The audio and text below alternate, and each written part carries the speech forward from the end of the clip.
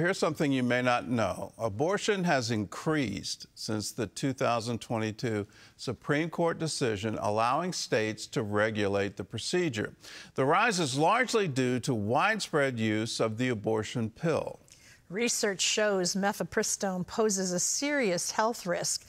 Now Missouri's Attorney General is suing Planned Parenthood for allegedly deceiving women about its dangers. CBN medical reporter Lori Johnson brings us the story.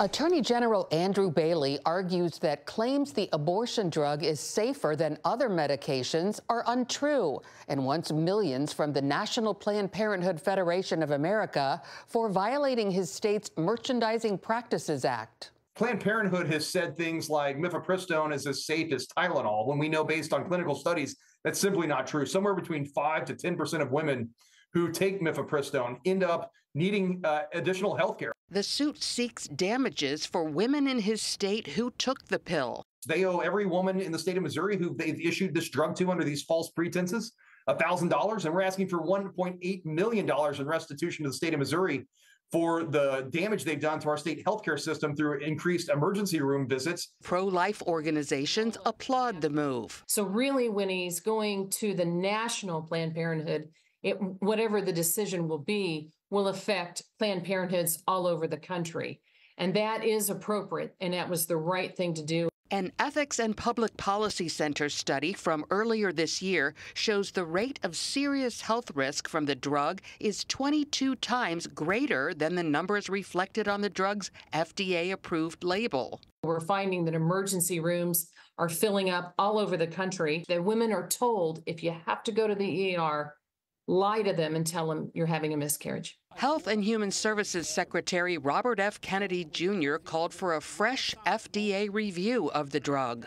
I have no preconceived plans to make any changes to the mifepristone policies.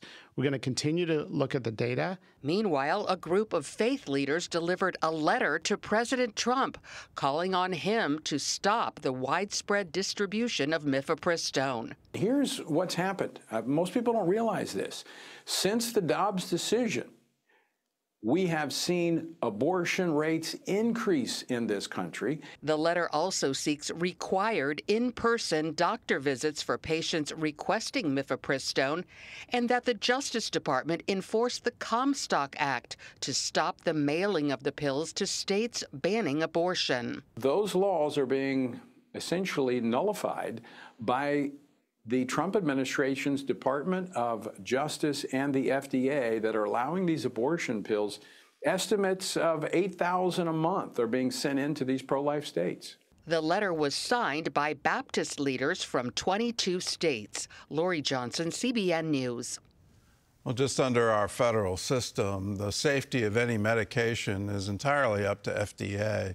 And that's where this properly resides. If medication is dangerous to women, then that needs to be fully disclosed. And I can't imagine encouraging women to lie in an ER as they're facing a medical emergency. It just makes no sense to me that you would do that unless you're trying to protect the drug manufacturer.